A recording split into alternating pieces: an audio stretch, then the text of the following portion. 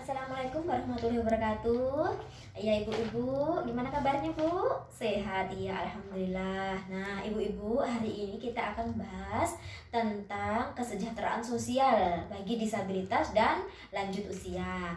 Tapi sebelum itu kita akan mencoba mengingat-ingat kembali apa yang sudah kita pelajari pada pertemuan sebelumnya. Kira-kira apa masih ada yang ingat bu?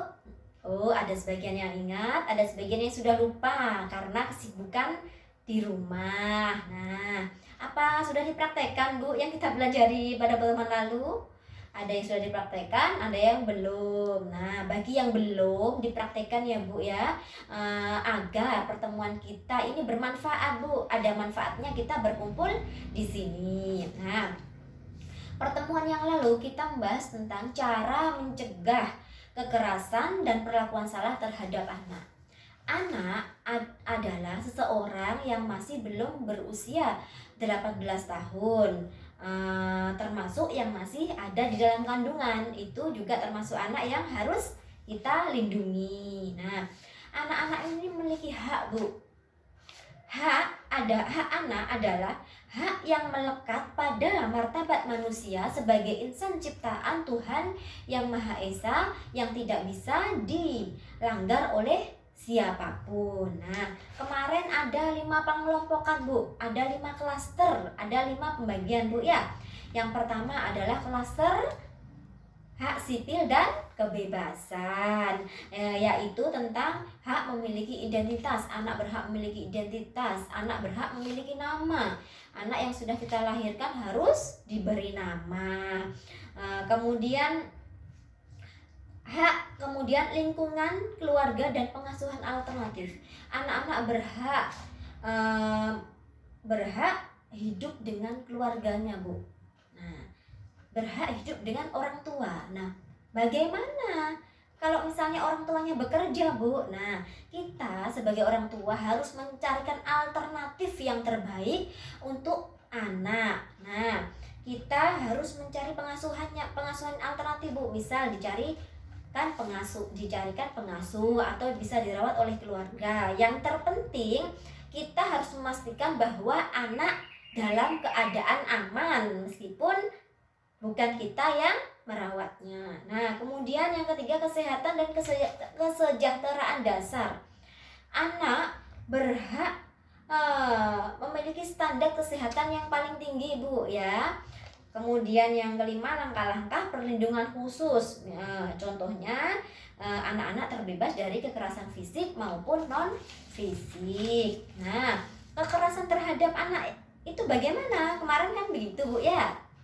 Nah, setiap perbuatan yang mengakibatkan penderitaan bagi anak, baik fisik maupun non fisik, maupun psikis maupun sosial terhadap anak, itu sudah termasuk kekerasan terhadap anak, Bu. Nah, seperti psikis tadi yaitu kekerasan yang mengakibatkan rasa sakit terhadap anak, seperti mencubit, menjewer, menendang.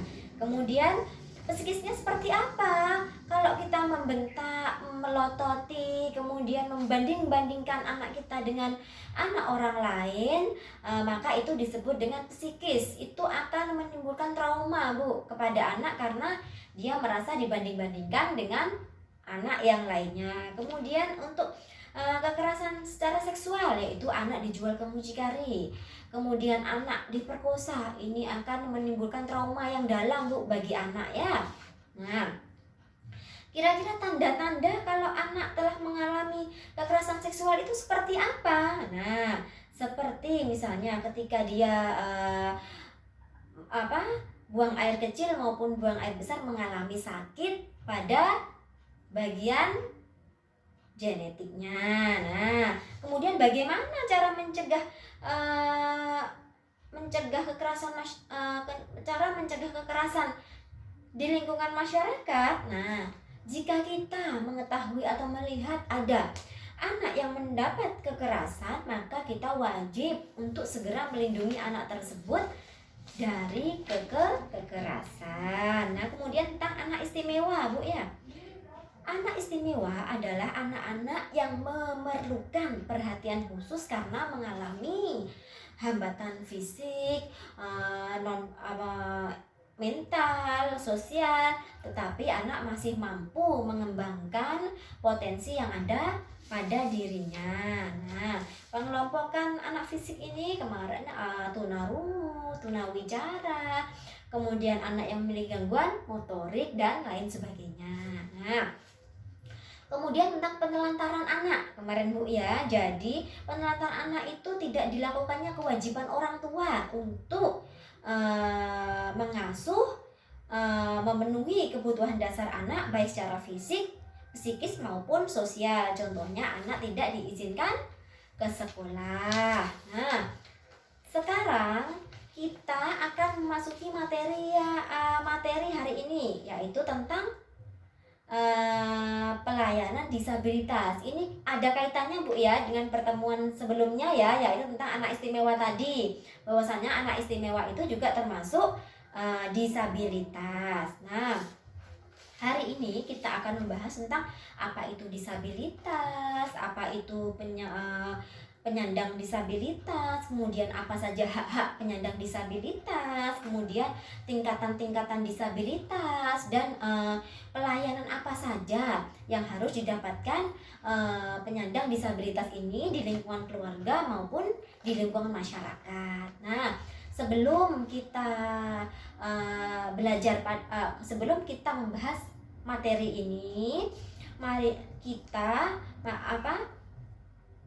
berdoa terlebih dahulu Bu. Semoga apa yang akan kita pelajari mendapat manfaat, bisa bermanfaat bagi kita dan bagi keluarga kita. Nah, kita berdoa dulu Bu ya. Al-Fatihah.